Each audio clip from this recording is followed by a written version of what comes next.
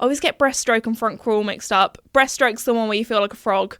That one is quite a lot until I did like 9 checks. So it was probably about like 8-9 p.m. I think it was like a Friday or a Saturday night, and they had like all these club tunes on. So I went up to this table and they're all there like just, vibing out to this club music, dancing.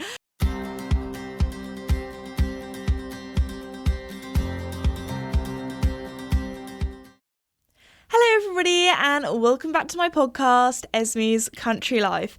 Today's episode is going to be a little bit different because I'm going to be doing a Q&A or question and answer because it's been so requested by you guys, and I feel like a lot of the weeks I have so much going on, there's so much to tell you, and I thought, you know what?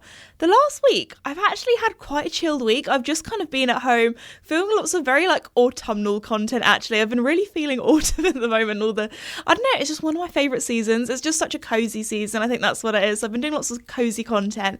But anyway, before we start the Q&A, I just want to say a huge thank you to the sponsor of the podcast, Red Post. Red Post is an equestrian and country store based in the UK, and they actually have this really cool subscription called Stride, which is a little bit, I think the best way to describe it is a bit like their version of like horsey or country Amazon Prime. So if you ever find yourself as a grey horse owner, maybe you're washing your greys and you realise, oh no, I've run out of purple shampoo, I've got a show the next day. Complete disaster. Well, with Stride you can get next day delivery, and also there are lots of special offers and things like that too, so be sure to head to redpostequestrian.co.uk to check it out. So anyway, into the Q&A, I went on my IG and asked you guys for some questions. There were loads of really varied ones. I feel like this is going to be a very horsey episode of the podcast because a lot of you guys are always interested in the horses, ask lots of questions about them. So starting off, somebody said, what's the best thing you found for Joey's recovery? My mare is injured and is currently recovering and she's on box rest. Okay, so for me, I feel like the top thing was just kind of keeping Joey occupied. Also, first off, I just want to say I'm really sorry to hear that your horse is on box rest, and I really hope they make a speedy recovery. I've been there, it's a really difficult time, so keep on pushing through.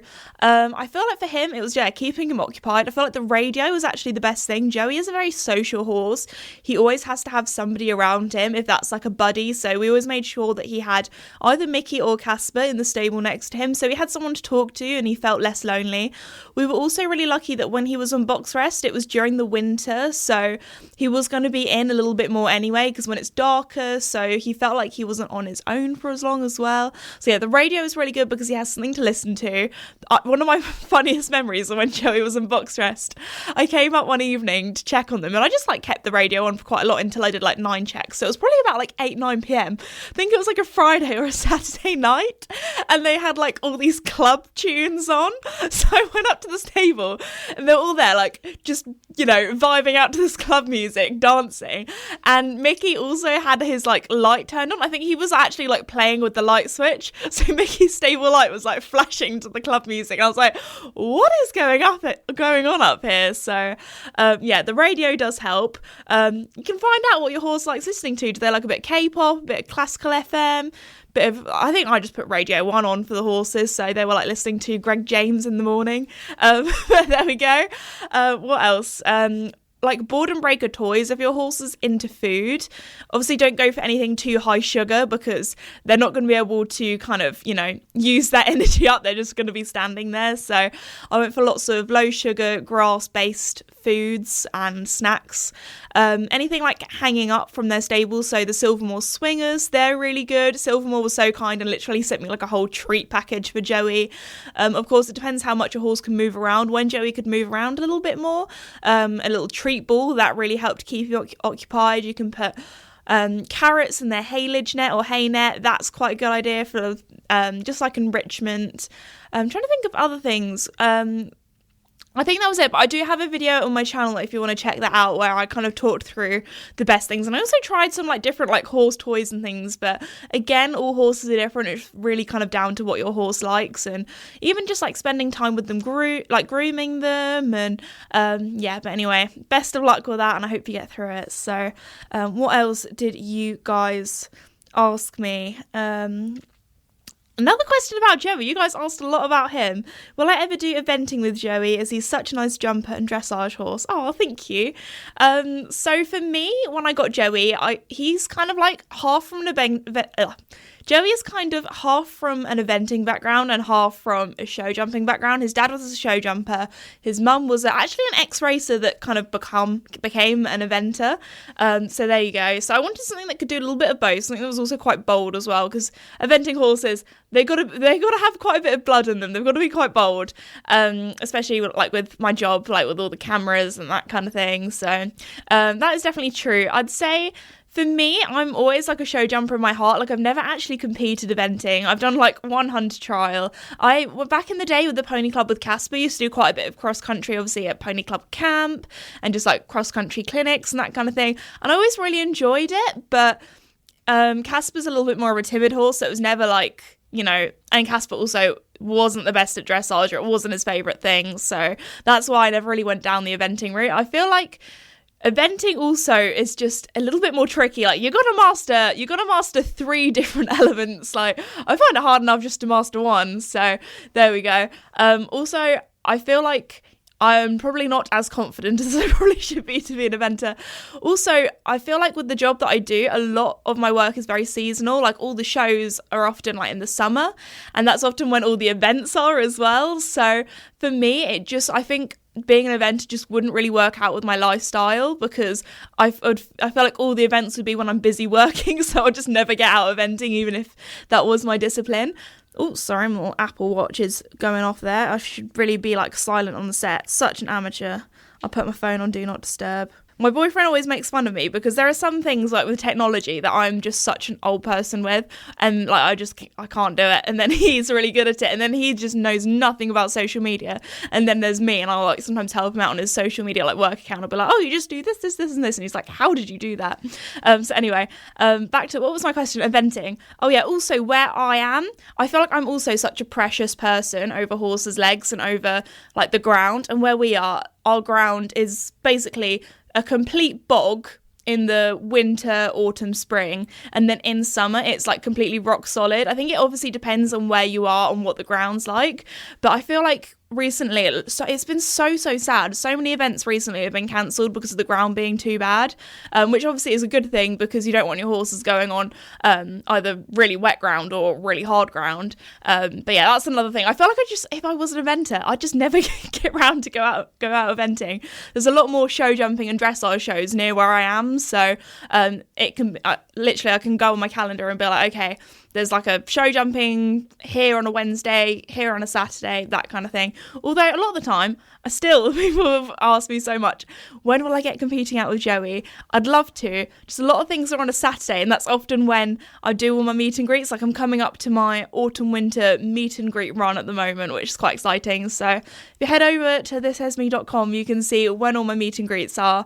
But yeah, so a lot of it is down to my job getting in the way, which is weird when you think about it, because my job is literally being like an equestrian country social media person, and I don't even have the time to go out and compete my horse. But there we go. I ride him like 5-6 times a week. It's just when there's a show, it's often when I'm doing a meet and greet show, if that makes sense.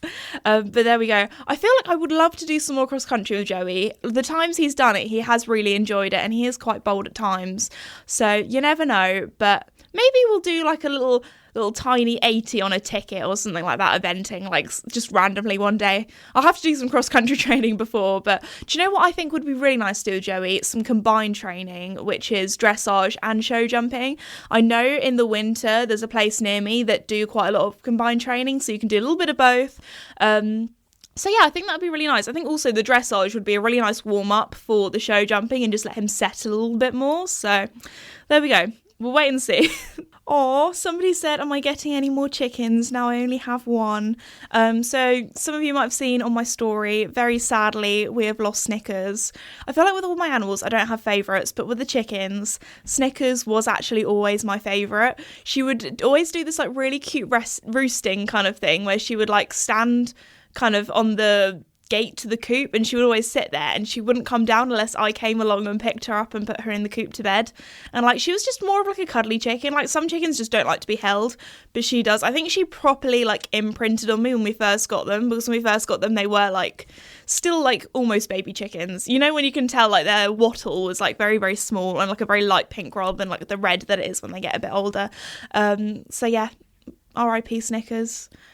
I feel like, I don't know if that was like karma after what happened with the crow incident, if you listen to that episode with the chicken drama, but we only have Mars left, and she's an older lady, and we talked to lots of people that like have chickens, and I was going to say chicken experts. I don't really know what qualifies as a chicken expert, but I've talked to loads of friends about it, and a lot of them have said if we did get any more chickens, it's most likely that Mars would get bullied because she's like the older one, or she'd get pecked, or vice versa. And I don't know, that I think we might just leave her on her own. She's like, we've been keeping a good eye on her, giving her lots of food. Her favourite food is spaghetti, because I think it's like worms for her. But giving her loads of snacks, and she seems alright. Like, she seems very happy in herself and that kind of thing. So we'll see how she goes. But at the moment she's alright, and I just think an extra chicken would just, because she is an older lady, would just be too much for her. And I think they'd fight. So yeah, at the moment she's on her own, but we'll update you. And a lot of people also ask me if I would get more chickens. I think if I were to get more chickens, it probably wouldn't be anytime soon, because we're going into autumn winter now, which is just horrible weather. And also where we are, there's quite a lot of bird flu. So often in the winter your chickens have to be in like pretty much almost all the time in the winter. So if I did, it would be in the summer or spring. I would love to get runner ducks as well. If you listened to one of my previous episodes, I was talking about the runner ducks that we saw at this like autumn fair. Oh my goodness, they are adorable. So you never know, there might be some runner ducks coming in the spring. My dad's looking at me like, girl, we don't need any more animals. Why are you saying this? But I would love some. I think he's doing a thumbs down now as well. Come on. Me and Mum will persuade you. We'll end up getting some runner ducks at some stage. Even if I'm like, if it's in like many years to come, by the time I'm like 30, I will have runner ducks at some stage in my life. All right, on to something a little bit less morbid. We will move on from the chicken death, R.I.P. Snickers. Somebody asked, do I have any funny stories from Pony Club Camp? So my first Pony Club Camp senior edition, which is when you're like kind of secondary school age, I guess, I was a little bit later to go because I'd only just got Casper the year that I probably should have gone to camp. But anyway, I think it was 2015, and I would have been 13, just turned 14 maybe back then.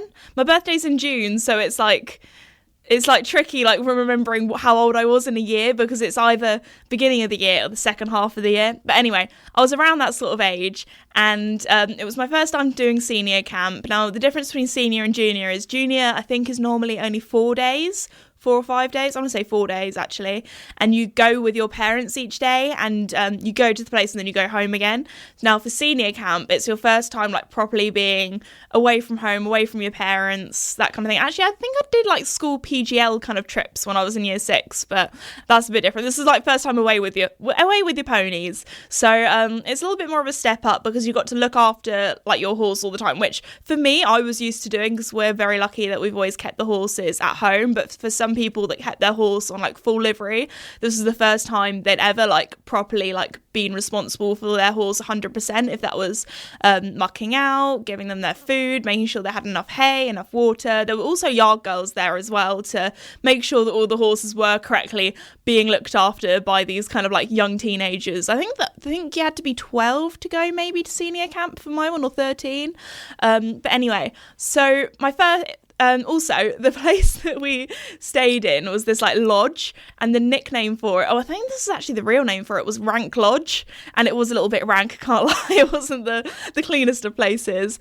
And anyway, it was basically this, they had rooms with like little normal, not normal rooms, but you know what I mean, rooms that were like small rooms with one bunk bed in each, and then they had like a big dorm, which was often where all the older girls would go, that had like 6 bunk beds in or something ridiculous. So there was always some story about the older girls either climbing out the window in the night. I feel like when I was one of the older girls, we were all very sensible and very good. I don't know if it's because the people that were a few years older than me were like a little bit more wild, and then therefore like our group were like, oh, okay, we don't want to get kicked out of camp or get kicked out of pony club kind of thing, because there were some stories.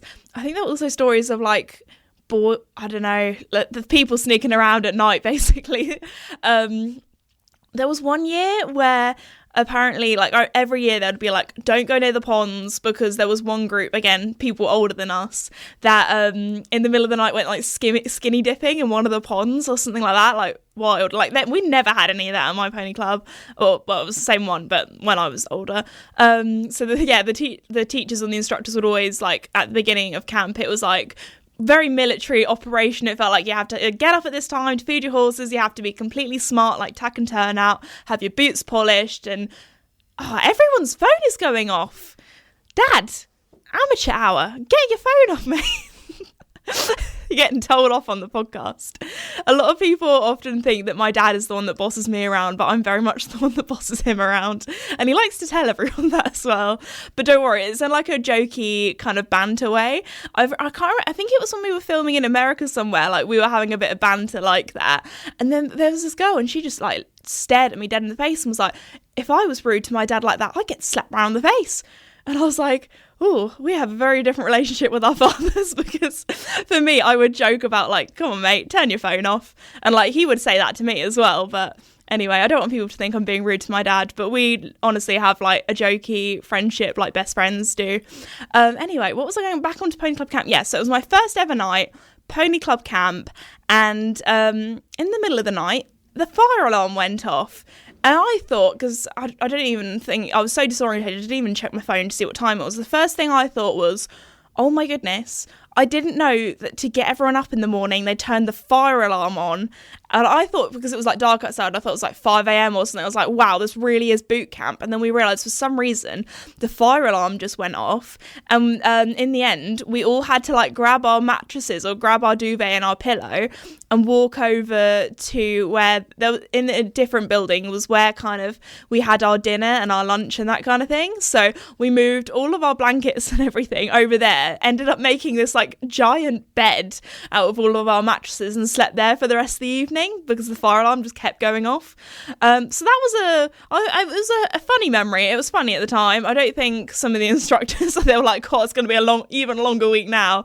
All these like screaming children in this one room having to try and get to sleep. And I remember just like people giggling, and then like the instructors being like, girls, get to sleep. So there we go. That was one of the interesting memories from camp. I feel like there were loads of other ones, but I feel like they were just like real like silly things that like I feel like people wouldn't find funny, but when you're 14 you would find hilarious. Like back in the day there was this game on our phone, I don't know if anybody remembers this. There was this phone called like it was called like Granny, like this app, and it was like a horror app, and for some reason we all got obsessed with like playing it, and then we ended up like playing Granny in the dorms and things like that. I don't know, that's just like a little hidden memory that's popped up. Or we just ended up calling everyone Granny and we found it really funny, just like little things like that, like as a teenager or as a kid, that like now as an adult I was like, what were we going on about? So there we go. I'd say the fire alarm going off was probably, but yeah, I wasn't a very wild child. I don't really have many wild child kind of, I don't know, I think that was it really. There we go, sorry. I'm a bit tame. But I think it's just because our camp got so strict because of all the years above. Someone says, I know that when you first had Casper, he was rather cheeky. What would be your best advice? Oh, I didn't screenshot the whole thing, but I think it went on to say that their pony they're going through a little bit of a tricky time. So obviously, I don't know your horse. All horses are different, and all horses have different reasons for slightly more interesting behaviour, if you describe it like that. So for me, if my horse has ever had something out of character like that, or first thing I'd do is to check for pain. I would give my horse like a full-on MOT, so get their back checked by a qualified like physio or chiropractor to make sure they don't have any back problems, they don't have kissing spines. Make sure that they also have their saddle checked as well. A big comment for horses acting out can be that their saddle is pinching them. That could be because maybe they've built up a lot more muscle and they've developed, or they've changed shape, or they've they've lost weight or gained weight. So get your saddle checked. I'd say try and get your saddle checked every 6 to 12 months, depending on your horse and how much they change shape, but at least once a year. Get it checked just for peace of mind. Also, some saddles have flocking in, and sometimes that flocking can bunch up into little balls that can become pressure points. So that needs to be changed and redone regularly as well, just to make sure that, also just have a little feel of your saddle, make sure there's no like bumpy bits too. Also teeth, make sure your horse gets its teeth done regularly. I didn't realise when we got Joey, one of the things I kind of think with like COVID and all that kind of stuff, he didn't have his teeth done as soon as he should have. I didn't realise that he was one of the horses, because he was quite young, that he needed his teeth done every 6 months, when actually my horse that has his at the time only needed their teeth done every 12 months. So we let Joey go for like 12 months, and then our vet was like, oh wow, like he definitely needs his teeth done. Like it wasn't horrendous, but it was like, yeah, he needs it done like a little bit more regularly. And now he's back on to having his teeth done every year, and he's all good. So that's another thing to check. Make sure they have their teeth checked as well, because sometimes they need to be floated down. And also, when your horse is checking their teeth, they can also have a little look at the gums, and sometimes that can indicate if maybe a bit isn't fitted properly, if your horse does ride with a bit in, and make sure that it's not too small, that it's not pinching them, and it's not too big either. So there's that as well. Again, with the bridle, you need to make sure that all fits. Basically like a full-on tack check, a full-on making sure that your horse is healthy, happy, sound, on the right diet as well. Some horses, if you accidentally change them into a high sugar diet, that can really affect them. So if they have anything with oats, taking that away. Again, I would recommend speaking to a feed specialist, and if you do decide to change your horse's feed, do that very gradually, because horses have very sensitive stomach, kind of acid and stomach. Basically, you can't just completely give them a brand new bit of food, because they have very sensitive very sensitive gut bacteria. That's a bit of a mouthful, but there we go.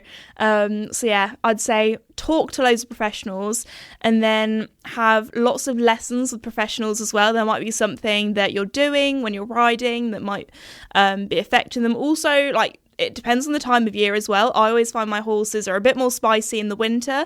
That could be due to them being in their stables a little bit more due to bad weather. It could be due to them not maybe being ridden as much. So for me with Casper, one of the reasons why I struggled so much with him is because we didn't have an arena at first, so I couldn't regularly exercise him, and that's why he was acting out a little bit more, because he had all this pent-up energy that he couldn't really release. And also, when we first got him, we had really bad floods in the UK, so we couldn't really be out in the fields as much. It was just too dangerous. So there can be lots of different reasons why a horse might be acting out, but the best thing to do is make sure that they're not in pain, make sure that they're comfortable, and then have lessons with a qualified instructor, and maybe even multiple qualified instructors, because I feel like sometimes some people might spot things that others don't. So that is my best advice. Again, all horses are different, so if you're going through that, best of luck.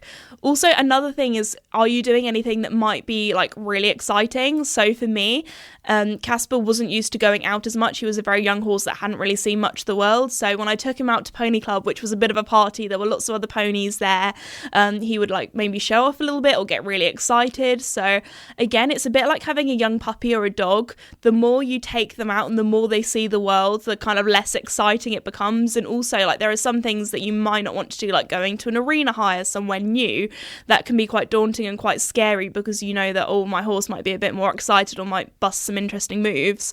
But it's one of those things you kind of have to push through and try and do that as much as you can, because when you do that a lot, then your horse will get more used to it. And also, if they're young, with time, they'll grow up and kind of grow out of it as well. So a lot of the time also, if you're going to be doing something like going to somewhere new for an arena hire, you might be feeling a little bit anxious, a little bit nervous, a little bit worried. And sometimes you kind of have to push through that for your horse, and you have to be really brave, and then they can pick up on your braveness and your calmness and be like, oh, actually, I feel really safe, you know.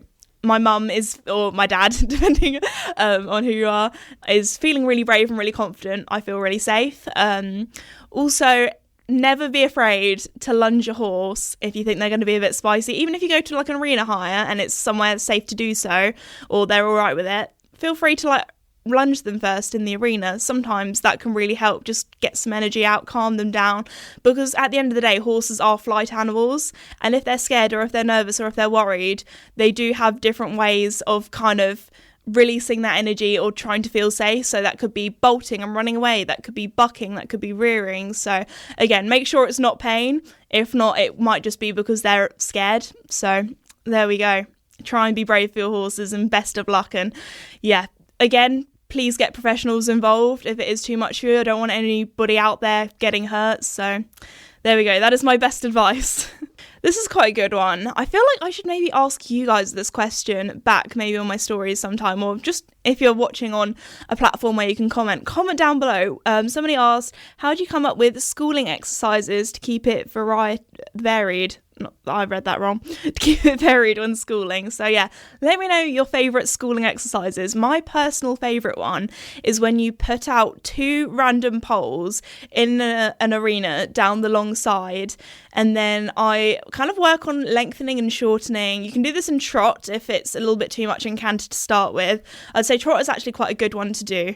So you trot through, and say you get 7 strides, you can work on shortening your trot stride by trying to fit 8 strides within the 2 poles, or you can try and lengthening it by taking away a stride and getting 6. And again, you can do the exact same thing in canter, and this is a really good exercise, especially if you're a show jumper, to lengthen and shorten your canter stride, because sometimes you might be coming around a corner to a jump and be like, oh no, I feel like it's either going to be too short, it's going to be too long, and you can actually be like, okay, horse that you're on, I was going to say, okay, Joey. I'm so used to saying that in my head. I'm like, okay, Joey, we need a bit of a bigger and longer canter to make this distance. So I can be like, give him a squeeze and ask him for that more forward canter and longer canter as well. And hopefully we'll make the stride. Or it might be we're going a little bit too fast, we're a little bit too long, and if not, we're going to go a bit too flat. You can ask to shorten up a little bit, add an extra stride, and just get him to kind of collect himself a little bit more. So if you're struggling with the show jumping, I feel like having a really good canter is a really good start, and also having a canter that's adjustable as well. This has been something that I've been struggling with, Joey. I say struggling, it's been something, I would say it's more something we've been working on for a while. The other day I did the exercise and I hadn't done it for like a month or 2, and Joey, first time, went round and smashed it, and I could really see how much our flat work had kind of paid off recently. So that is a really rewarding thing. If your horse does struggle, or maybe goes back to trot, or maybe just doesn't get it, again, have lots of lessons. I feel like that is my answer to everything. Like, it sounds bad, but if you're struggling with anything when in your riding, have lots of lessons, have lessons of different people as well. As I said before, some people might pick up things that you haven't. I actually had a lesson with someone new for the first time, and they gave me this piece of advice that I've not been told by anyone before, and actually it really, really helped. So again, lots of lessons with lots of different people. I feel like that's why Pony Club was so good for me growing up as a kid, because you just had lessons with lots of different people. And I feel like go away. So this has been the podcast, all the notifications going off. It's been you, Dad. It was you. You sent a message, and you're one of my primary contacts that my Do Not Disturb doesn't work for, because you're one of the most important people in my life. Indeed. I don't know if that's going to make it into the podcast, but if it does, enjoy.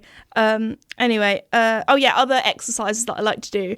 Joey can sometimes be quite sluggish when it comes to flat work. So something I've been doing recently, which he's been really enjoying, is sometimes I'll go for a hack first. Because when I go for a hack, he's a little bit more forward. He gets a little bit more excited. Like, I'll take him for like a canter or a gallop across the bridle path.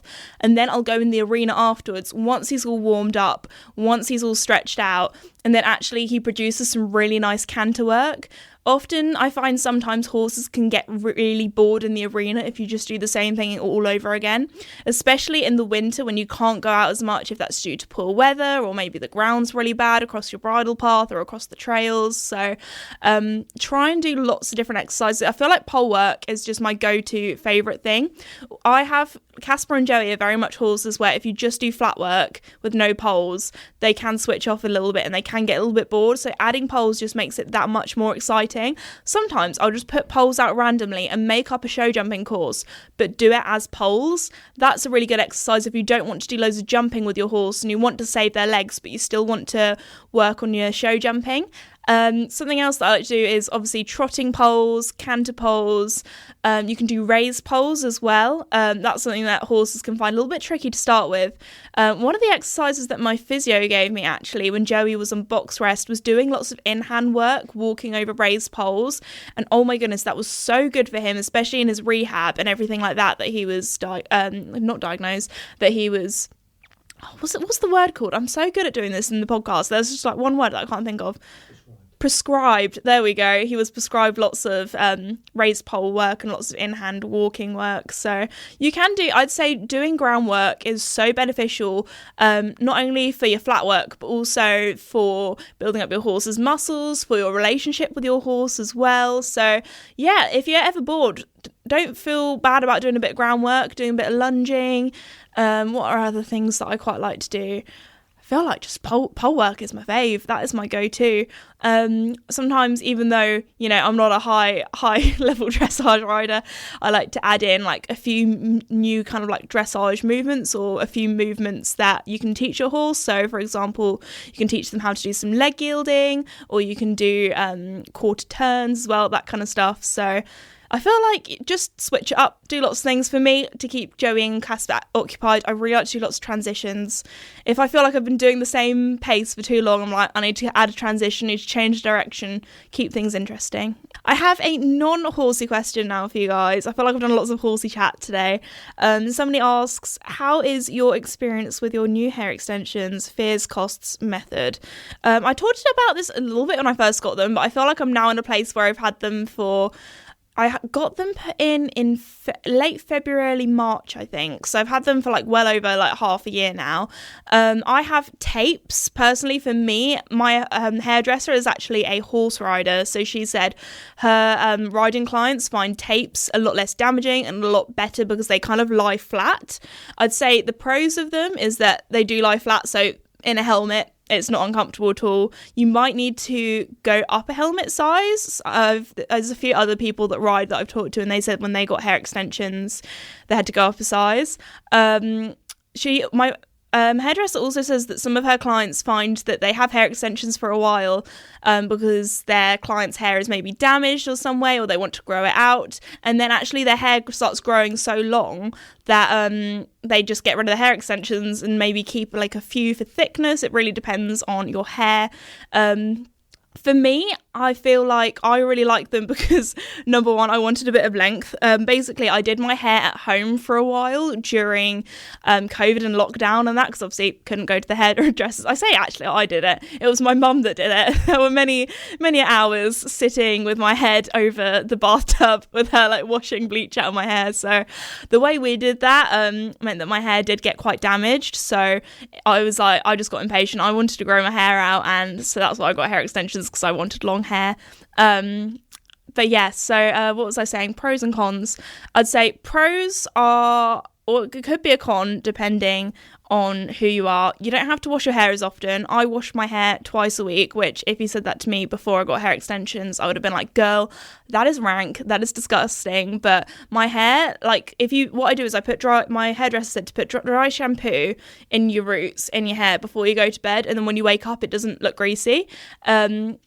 Also, like, if my hair ever gets to the stage where I'm like really sweaty or it just smells because horses, then I do wash it, don't worry.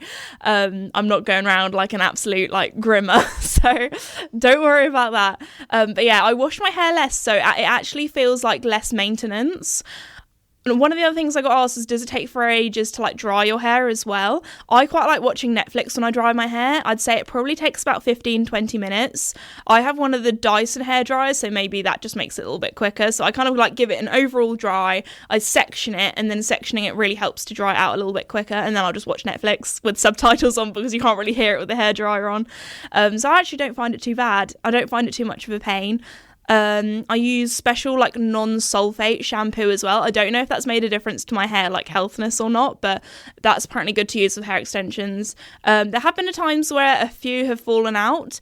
The worst was when I went surfing. I had to proper like deep condition my hair, braid it, put it in a bun so it wouldn't kind of, get as damaged. So I'd say if you're someone that swims regularly or does any water sports or like surfing, I would not get them. It is not worth it. They're just going to get ruined or they're going to fall out. I do swimming regularly, but actually recently when I've been swimming, I just don't put my head under the water. A lot of the time, actually, when I do go swimming, I go swimming with a friend and I kind of chat with them while we do. I always get breaststroke and front crawl mixed up. Breaststroke's the one where you feel like a frog, that one. So we just do that one and kind of chat. I'm not like a professional swimmer where I'm like out there, doing front crawl. Although sometimes when I used to go swimming, I used to quite like doing that and do the, the little thing. Like I remember the first time I learned how to do, when swimmers do the thing where they like turn around underwater. I felt so cool when I first did that. Sorry, this is really off topic.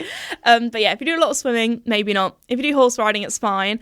I'd say if you don't want your hair to smell, a little life hack, I put my hair in a shower cap when I muck out so my hair doesn't smell. So that is a little top tip for you. If you need to go on a night out and you've washed your hair and it's a good hair day, or you've been to the hairdressers, put a shower cap on. Stops your hair from smelling. So there we go. I would say if your head does get like proper sweaty from riding or from exercise, I would recommend you washing your hair. There was one time I think I got sweaty from riding or something like that, and my hair just didn't quite dry out. And that night I should have washed it, but I was just absolutely exhausted. I just went to bed, and my scalp just felt really itchy. And I googled it, and basically, if you go to bed with your hair wet with hair extensions or like sweat, then like your scalp is a little bit more sensitive because it's wet, and basically they just feel a bit scratchy. And basically it just felt a bit itchy. I was like, okay, I need to wash my hair. And it was fine after that. So that is a top tip. Oh yeah, cost is a really big thing. I would say it's one of those things, once you get it done, you will want to have it all the time. And obviously it costs a lot of money. And I'm in a very lucky position that I can pay for it. Also, my hairdresser contacted me for ages on Instagram being like, girl, I'll do your hair for free. I'd love to do your hair for free. Obviously, I paid for the extensions because I was like, look, they're really expensive. So she does give me a very kind discount each time I have my hair done. And you do have to have them done every 6 to 8 weeks. So I feel like I really like it because I feel like I can style my hair more and not have to worry about heat damage, because a lot of the time I'm not damaging my own hair. I'm damaging the hair that's not actually mine. You do have to get probably new hair extensions every year, or it can go longer depending on how well you look after them. So there's that as well. So there's a lot to think about, but I'd say the best idea is to never get your hair bleached, to go completely natural, and then hopefully, your hair just grows out to a long length. But for me, that's not happening, and I wanted long hair, so that's why I went for extensions. I don't know if I'll have them forever. Maybe one day I'll go brunette and have completely natural hair and it'll be healthy and grow out, but for now I'm loving the blonde life. But yeah, it'll be interesting to see if I ever went brunette, what you guys would think, because I have been blonde my whole time since I've been on YouTube. I've been blonde ever since I was 14, 15. That was when I first, I feel like the gateway into getting your hair done was getting balayage back in the day. That's when everyone had their hair dip dyed, and then I was like, you know what, have a little balayage, a little bit of blonde, see how it goes. And then I had highlights, and then I just went fully blonde. So yeah, I'd say just stick to your natural colour. It's what looks best. And then I'm here with my blonde hair, so I don't know. I feel like it would be a big shock. People would be like, I don't recognise you. I feel like I'd be a different person. Maybe I'll do that one day. I'll just maybe when I'm 30 or something, when I'm not doing YouTube anymore. I don't know if I'll still be doing it when I'm 30. Just go brunette, and nobody will know that I'm this Esme. I'll just be Esme. There we go. That's my plan. I'm going to go back. I'm going to hide. Oh, this is a really cute one that we'll finish it on. How did you overcome your shyness to do the amazing things that you do now? First off, thank you. That's so sweet. Number 2, I was so shy growing up. I feel like as a kid I was very loud, and then it was kind of when I went to secondary school that I was a lot more shy. I think I just went I went from a very small school to a slightly larger year group where there were lots of kids, and I was used to just everyone being friends because we were in such a small year group, when then everything became a little bit more cliquey and friend groupy and that kind of thing. And I felt like, also because I went to a very different school environment, I was very much a goody two shoes, so I never wanted to be loud or shout out in class and things like that. So I was always very shy in that. I never put my hand up or anything like like that.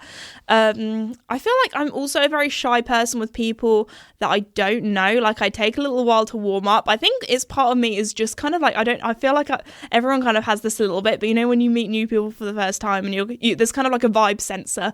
I hate using the word vibe because I feel like it's so overused now in society, but you kind of just need to like pick up like what everyone's like personality is kind of like, and how they joke around and that kind of thing, because you don't want to like, I don't know, say a joke and everyone's like, that wasn't funny, but like your other friend group from back home would like find it hilarious. Do you know what I mean? Or is that just me? I don't know. So I feel like I'm a little bit shy because I just kind of like need to get to know people. Although saying that, I feel like I'm definitely a little bit more outgoing with people that I've met from social media, because I see their social media platforms and I kind of know them a little bit already. Is this that better way? But yeah, how did I overcome my shyness? If you watched any of my first videos, I was so shy, never talked to the camera. I think with social media, I think you kind of, like, it sounds weird, but you almost have, I always say to people, especially when I interview them on camera, when you're filming, you kind of need to be your 110% self. Am I like this all the time, chatty and bubbly? No, like there are some days where I just want to like sit in the corner on my own, do you know what I mean? Or like, you know, if I'm chatting to like my family, like especially my brother, we kind of like sometimes communicate in like grunts, do you know what I mean? We just kind of like mumble to each other, but we've grown up with each other, we know kind of like what we're mumbling about. I don't know if anyone's like that, or is that's just us. But yeah, I feel like I don't know, yeah, just be your 110% self. I feel like a lot of people nowadays, especially with like on social media, people were like, oh my gosh, that's so cringe, or like that. You kind of just have to be cringe, really. I hate that word as well. It makes me feel a bit funny. Do you know what I mean? It's not a nice word to say, but you just have to be yourself, because at the end of the day, we're on a floating rock in space, and one day you'll be dead and nobody will remember you, and nobody will remember all the embarrassing things you do. Because I think a lot of the time when people are shy, they're like, oh, what if I say the wrong thing? Or sometimes I'll be going on a hack and I'll be thinking about all the embarrassing things, and I'll get like a little cringe attack, and I'm like, oh my gosh, I remember when I said that thing and it was really embarrassing, it was at the wrong point, or I did something wrong. Like, at the end of the day, people are really selfish. People don't think about you. Nobody is thinking about that thing that you said that was cringe, or that thing that you did that was embarrassing. Most of the time, they're thinking about themselves, because everyone is selfish and everyone always thinks about themselves. So that is my best advice. Go out there, have fun, live your life, do what you want to do. Yeah, and as long as you're doing something that isn't hurting anybody, then, you know, go for it. I feel like that's pretty all right advice. I don't know. I feel like it's one of the things, like, some of it is just growing up. I feel like when I was younger, I was so shy to like call up on the phone like a dentist appointment or something like that. Do you know what I mean? When today I feel like I've been like a proper adult. I've had like 7 different phone calls with people. So yeah, I'd say don't let your fears get away with your dreams. And yeah, I feel like I can still be like shy in social environments, especially like one of the like evenings that I went to the other night where loads of people knew each other, and I was there like, I don't know anyone here, but I got chatting to one person, and then they helped me introduce me to other people. So yeah, just like if you want to get chatting to someone, I feel like my best advice is ask them about them, compliment them, and then like try and find something in common. So I don't know, there we go. That is my guide on how I became less awkward and more confident. I feel like also something else that helped me is with interviews. I think at the beginning I was very much like, oh, I need to ask a question. But at the end of the day, if you're interviewing someone, I feel like this isn't very good advice, because not many people have to interview people, but just like chat to them like you're chatting with a friend. Like, I want to know how your show jumping around did, but I also want to know about your horses. How do you ask that in like a not weird way, like you're an interviewer? Try and ask it like you're a friend, being like, oh, so how are the horses doing? Like, tell me who you have here at the show. Or I feel like I've definitely like improved my interviewing skills over time. I'm definitely not the best. Like, sometimes I'm a bit awkward. But there we go. If you're younger than me, or you're my age, even if you're older than me, you're still young. You've still got a lot of life ahead of you, and life is all about learning things, and you can't, learn things unless you make mistakes. So there we go. That is my best advice that I can give you as a 22-year-old that does social media and used to be shy and is now a little bit less shy. I'm no way like a professional at. I feel like I've been like a life coach today, giving like advice. I'm definitely not I don't know if I'm qualified enough to give advice, but that is my personal opinion on things and things that have personally helped me. So again, take all my advice with a pinch of salt. I don't want anyone else being like, Esme, you told me to do this and this happened. So hopefully it all goes well for you guys. But anyway, I feel like this has been a bit of a longer episode, actually. I've really gotten, Dad didn't even answer all the questions. So if you left me a question on my story, thank you so much. I really, really appreciate it. Maybe we'll have to do a second Q&A sometime. Maybe in like a few weeks' time when I don't have as much interesting things happening in my life. I can be like, guys, we're back for another Q&A. Ask me your questions. So anyway, thank you so much for listening to today's episode. Thank you so much again to Red Post for sponsoring the podcast. Again, head to redpostquestion.co.uk. But anyway, thanks for listening and I'll see you all next time. Bye.